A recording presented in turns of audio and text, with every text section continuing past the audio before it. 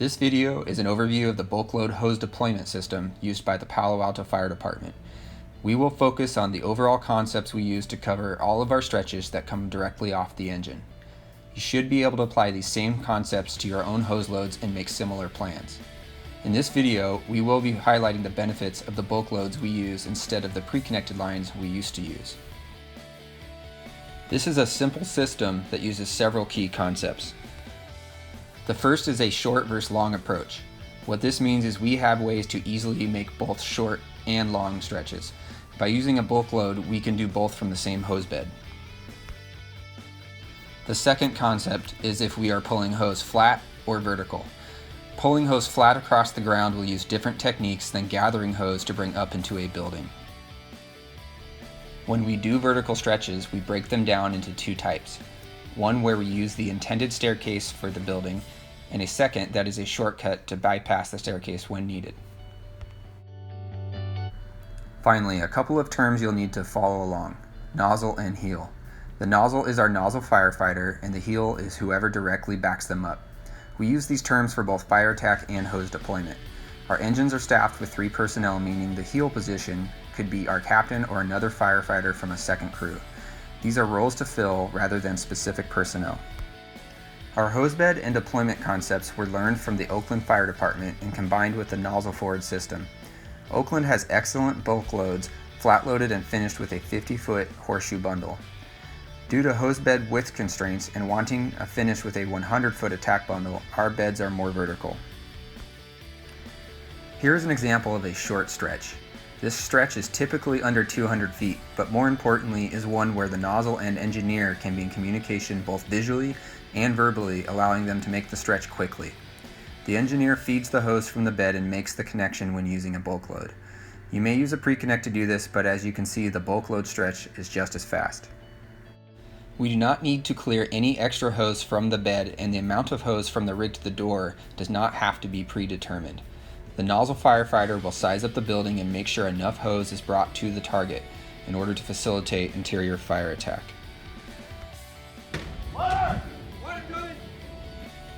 The engineer waits for the call for water and breaks the line, which determines the overall stretch length. We will use most of the same concepts of the short stretch for our long stretches. Our first long stretch will be flat, and for fire attack on a first story or street level fire. Long stretch basically means any stretch that goes a long distance, but also one where we will be out of visual and verbal contact with the engine. This requires radio traffic to get water. In this video, we are able to make the stretch with just the nozzle and engineer. The engineer acts as the heel, bringing more hose to the first turn. When stretching long, we try to free up the captain to do their size up and radio communications. We highly suggest adding a second crew when possible to fill the heel and backup positions, although the captain can perform this role. If you do not use a bulk load for this stretch, it is possible you are using bundles to either extend your pre-connect or a large diameter line with an appliance attached. We used these methods for a long time and now much prefer the speed and simplicity of the bulk load to stretch one or more lines a long distance.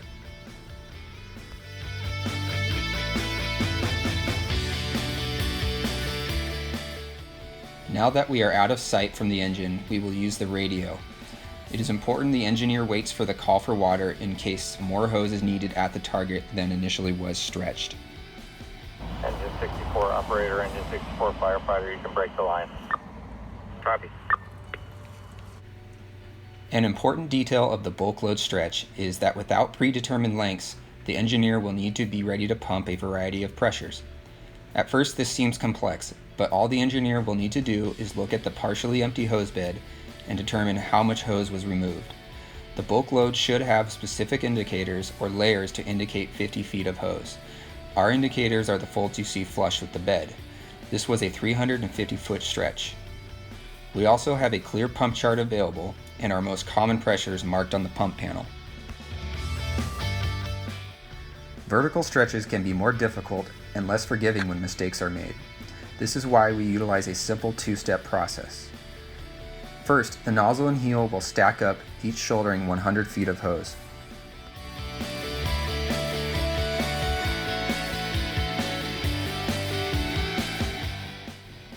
On the previous long stretch, you probably noticed the nozzle was the first to go and was followed by the heel. Here we are demonstrating another method where the heel goes first. This is recommended because oftentimes the more experienced firefighter or the captain fills this role, and they will be making critical decisions that affect the stretch. Our two methods for gaining access to the upper floors are loosely connected to the two most common building types, center hallway and garden-style apartments. But we found that depending on the situation, both stretch types can be used on both building types. We start by determining if we will be using the intended staircase for the building or bypassing it and utilizing a shortcut. We call the shortcut method the outside and in stretch. Here we demo the nozzle taking up 150 feet of hose in order to perform a coupling drop by dropping the 50 feet of hose handed to him by the heel. We found the coupling drop to be the fastest method, but other methods include using tools or rope to raise the hose or throwing a ladder to bring the hose up. We highly recommend throwing a ladder at some point to ensure safe egress is available since the stairway is being bypassed. The heel may have chosen to continue up with the nozzle firefighter if another backup was available to reconnect the line at the drop point. This is especially important if the captain was performing the heel position.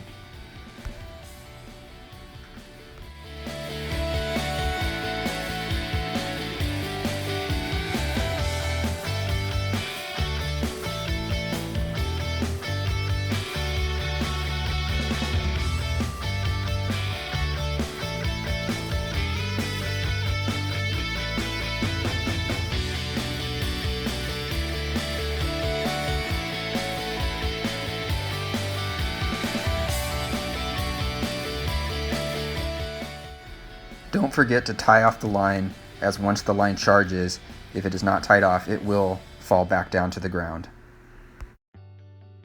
Just like with our other stretches, the nozzle firefighter has brought enough hose to the target in order to perform interior tack inside the building.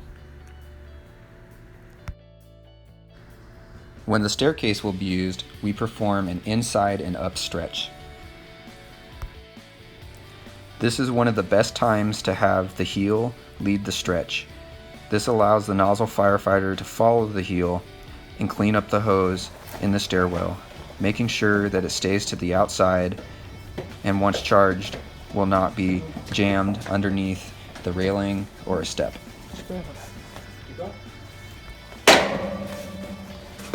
We typically estimate one length of hose per floor of stairs. Some staircases have a center well that you can stretch the hose directly up. Consider this option as it will save you managing hose on the stairs and use less hose for the overall stretch. We call this the well stretch, and it uses one length per 3 floors. This concludes our methods for stretching hose, both short versus long, flat versus vertical, inside and up, and outside and in.